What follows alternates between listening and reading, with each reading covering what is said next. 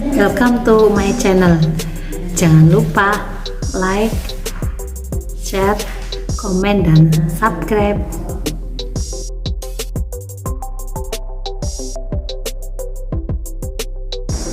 Assalamualaikum warahmatullahi wabarakatuh. Alhamdulillahirrabbilalamin. Wabihi nasta'in ala umuri dunya waddin. Wassalatu wassalamu ala asrafil anbiya'i wal mursalin wa ala alihi washabihi ajmain, amma ba'd. Warahmatullahi wabarakatuh.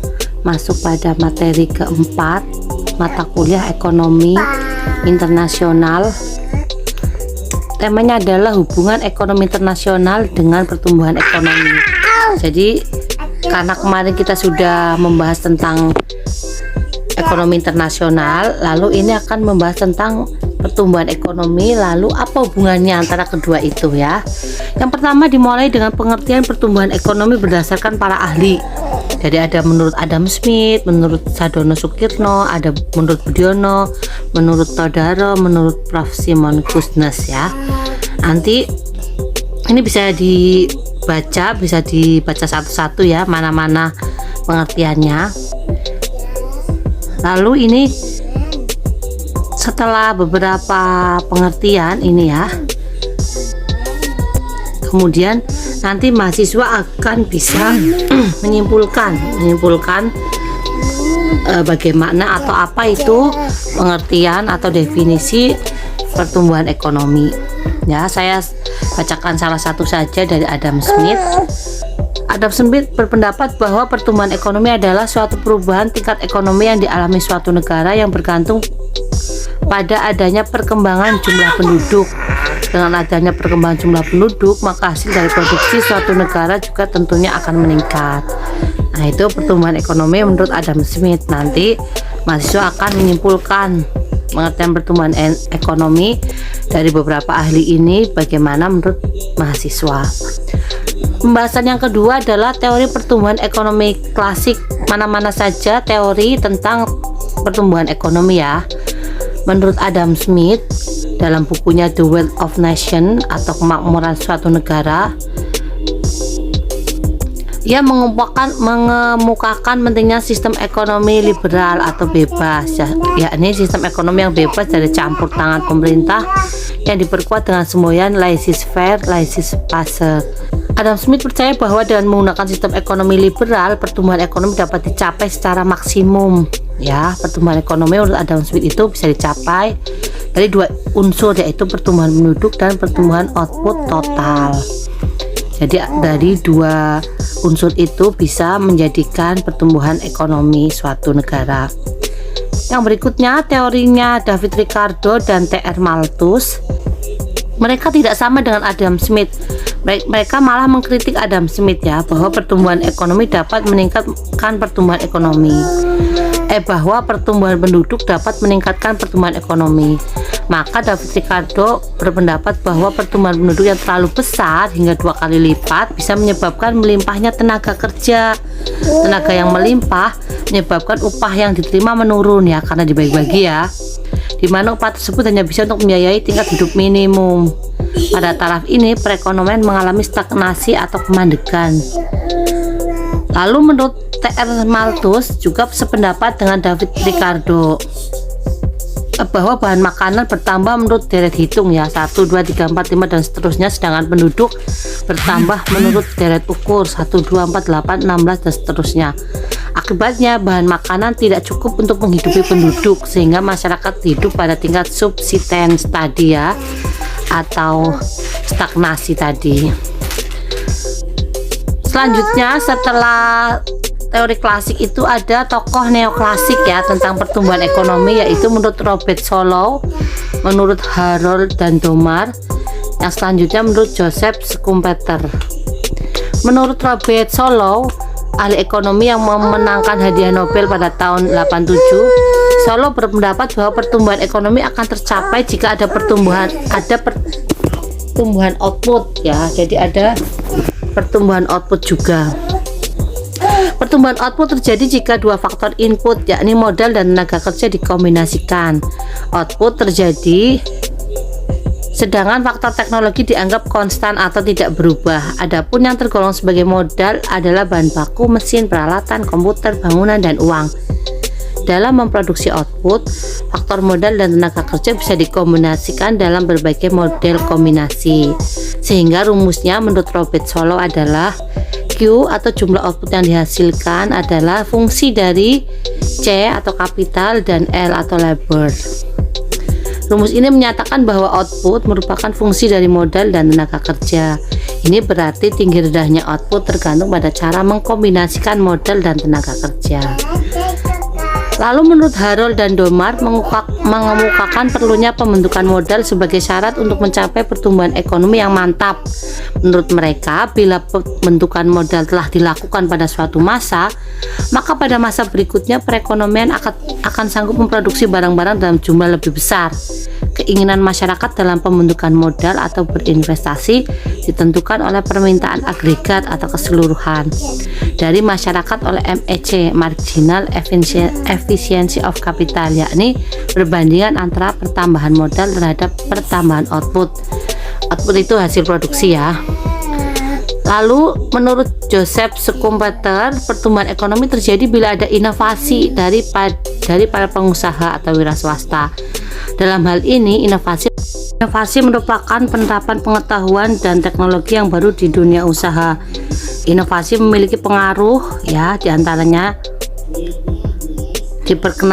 diperkenalkannya teknologi baru, menimbulkan keuntungan yang lebih tinggi, menimbulkan imitasi inovasi ya. Itu menurut Joseph Schumpeter. Sekarang teori pertumbuhan itu ternyata bisa digolongkan menjadi 3 ya. Yang tadi di atas itu teori neoklasik, teori klasik, yang sekarang yang belum dibahas yaitu teori historis ya. Teori historis ini dikembangkan oleh sejumlah ahli ekonomi, diantaranya Karl Bucher, Werner Sombart, dan Friedrich List. Dengan pandangan yang berbeda-beda namun sama-sama berpusat pada kegiatan ekonomi masyarakat. Menurut Karl, hubungan antara produsen dan konsumen mempengaruhi pertumbuhan ekonomi nasional. Hubungan ini sendiri terjadi dalam kotak, masyarakatan, tingkatan rumah tangga tertutup hingga dunia. Sementara Werner Sombart mengelompokkan peran masyarakat dalam pertumbuhan ekonomi dari tahapan perekonomian tertutup, tahapan perekonomian industri maupun hingga tahapan kapitalis. Itu tadi ya teori pertumbuhan ekonomi. Sekarang faktor-faktor yang mempengaruhi pertumbuhan ekonomi. Yang pertama adalah faktor sumber daya alam atau SDA. Jadi ada yang berkaitan dengan alam ya. Jadi ada sumber daya alam hayati, non hayati, kemudian sumber daya alam yang kekal, yang tak akan habis. Contohnya air, udara, sinar matahari, angin, gelombang pasang surut, dan panas bumi. Ini nanti bisa dibaca lagi. Ini sumber daya alam ini sudah ada satu slide sendiri ya, bisa dibaca sendiri. Adalah sumber daya manusia ya, pastinya ini sangat berpengaruh karena manusianya itu yang akan menggerakkan semuanya ya. Jadi ia berperan sebagai elemen utama organisasi dibanding elemen lainnya seperti teknologi maupun modal ya, karena manusia inilah yang kemudian mengendalikan faktor lainnya itu. Jadi sangat penting sumber daya manusia ini. Ada beberapa hal yang dapat dilakukan agar sumber daya manusianya itu bekerja secara efisien, yaitu yang pertama motivasi sumber daya manusia. Jadi harus ada motivasi untuk manusia ya, untuk orang-orang itu wajib dilakukan oleh perusahaan agar semakin efisien dan semakin produktif. Lalu sesuaikan pekerjaan dengan kemampuan dan minat SDM. Jadi pekerjaan dan minatnya itu disesuaikan, dan ini ada bagian sendiri ya untuk mengelompokkan ini di setiap perusahaan atau di setiap organisasi. Selanjutnya ada program pelatihan. Nah, setelah orangnya terpilih sesuai kemampuan bagus, lalu dilatih biar semakin kece ya, semakin bagus, semakin meningkatkan skill gitu. Setelah itu harus ada evaluasi secara berkala.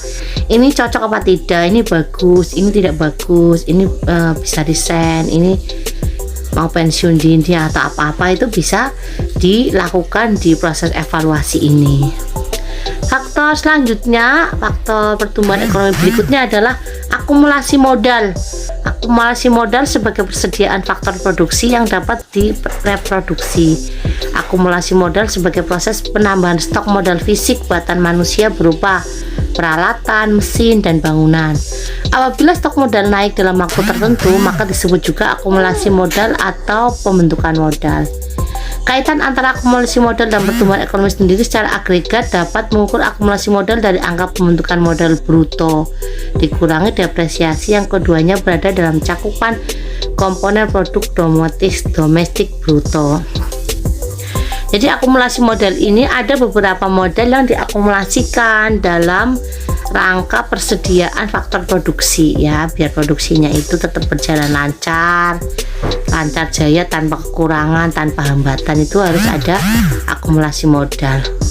Yang keempat, faktor berikutnya adalah tenaga manajerial dan organisasi produksi. Organisasi produksi sebagai salah satu bagian penting dalam proses pertumbuhan ekonomi yang kemudian berkaitan erat dengan penggunaan faktor produksi dalam berbagai kegiatan perekonomian. Organisasi produksi juga dilaksanakan dan diatur oleh tenaga manajerial dalam berbagai kegiatan sehari-hari. Berikutnya, faktor yang mempengaruhi pertumbuhan ekonomi adalah teknologi. Sudah tahu semua ya, kalau tidak ada teknologi atau teknologinya masih ketinggalan zaman atau kuno atau tidak ada perubahan teknologi, maka akan ketinggalan zaman gitu ya.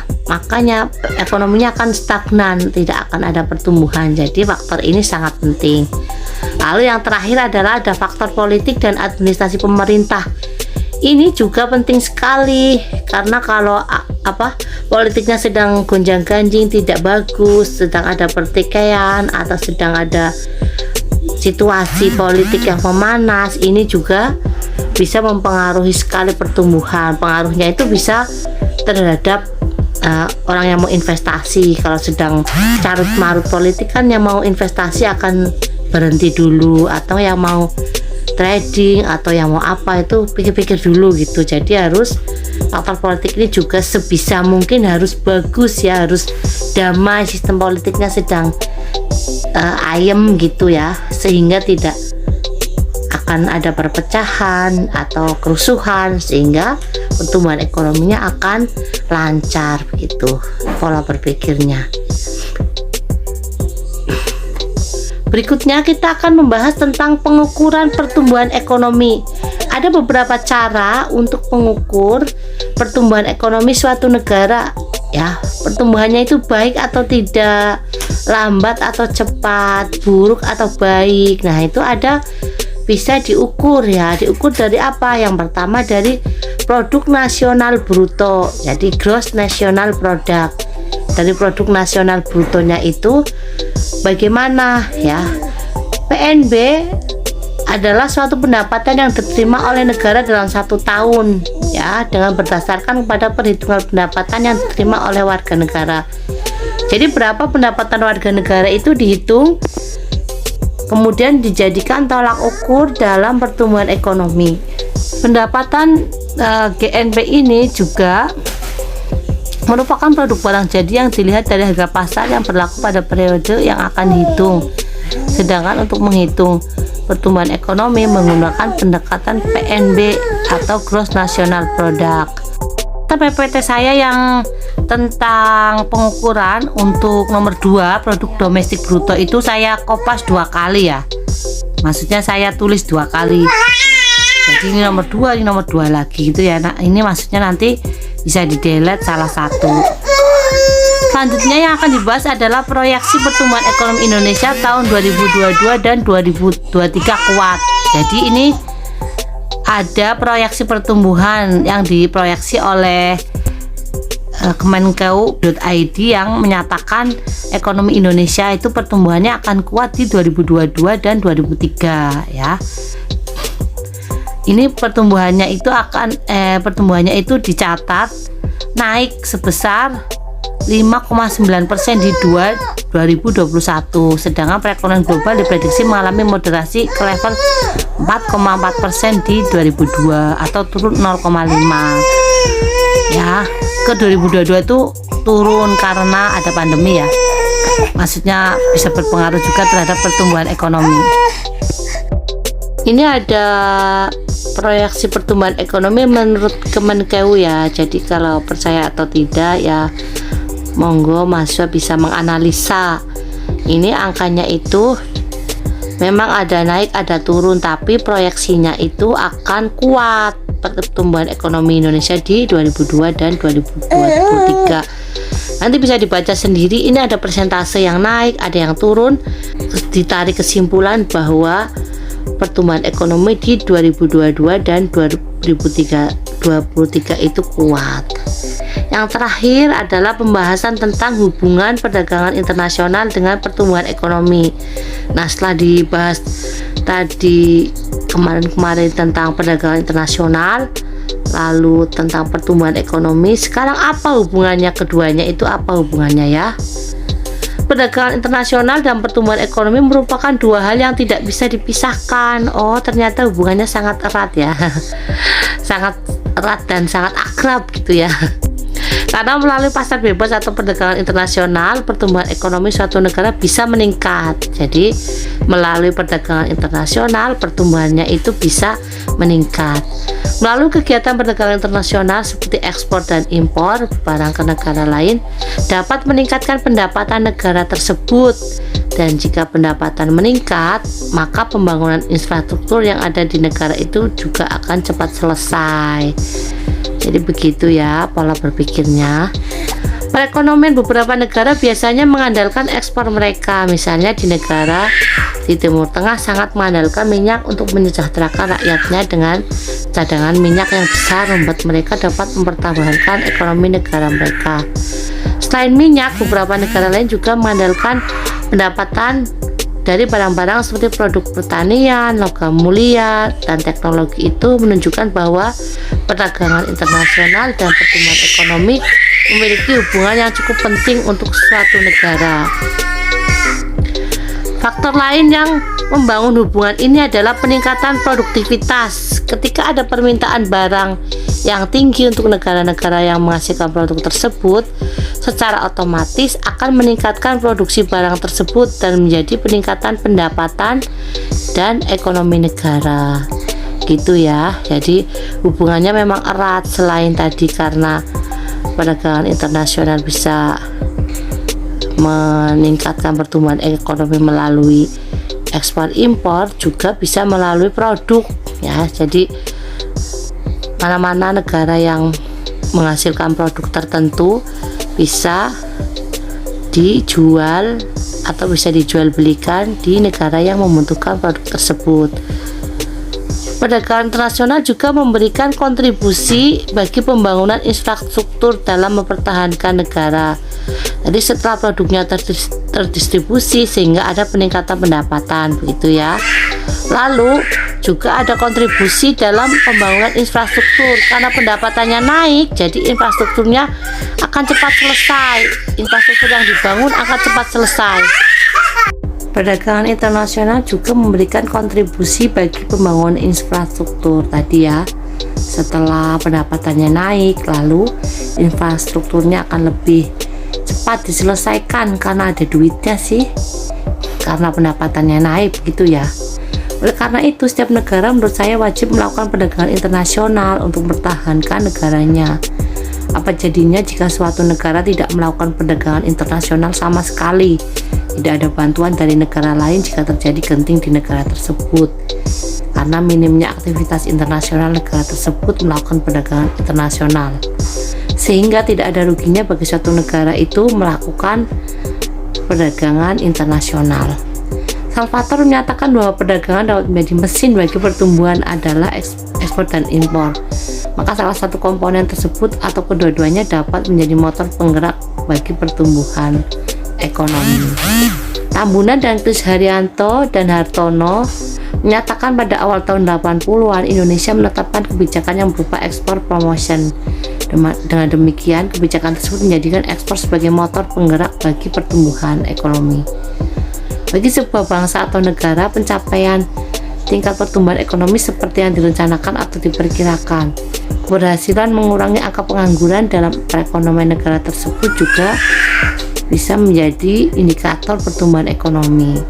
Oleh karena hal tersebut, maka negara-negara berusaha untuk mencapai tingkat pertumbuhan ekonomi yang optimal dengan cara melakukan berbagai kebijakan dalam perekonomian. Dalam rangka pencapaian tingkat pertumbuhan ekonomi yang diinginkan, tentunya akan ada sektor-sektor yang akan menjadi motor penggerak bagi pertumbuhan ekonomi. Ada beberapa hal atau komponen yang dapat menjadi motor penggerak bagi pertumbuhan ekonomi atau peningkatan GDP (Gross Domestic Product). Karena itu, kebijakan-kebijakan yang diambil oleh pemerintah suatu negara tentunya diupayakan untuk menciptakan situasi dan kondisi yang mampu membuat beberapa hal atau komponen yang diyakini dapat menjadi motor penggerak bagi peningkatan GDP mencapai kondisi optimal sehingga pertumbuhan ekonomi yang diinginkan menjadi dapat dicapai. Jadi hubungan perdagangan internasional dengan pertumbuhan ekonomi itu sangat erat ya, sangat erat. Dengan adanya perdagangan internasional, maka pertumbuhan ekonomi akan semakin baik atau akan semakin meningkat gitu ya. Kesimpulannya adalah begitu. Baik, itu saja penjelasan saya tentang materi keempat, tentang hubungan ekonomi internasional dengan pertumbuhan ekonomi. Semoga bermanfaat untuk kita semua. Mohon maaf bila banyak kekurangan. Assalamualaikum warahmatullahi wabarakatuh.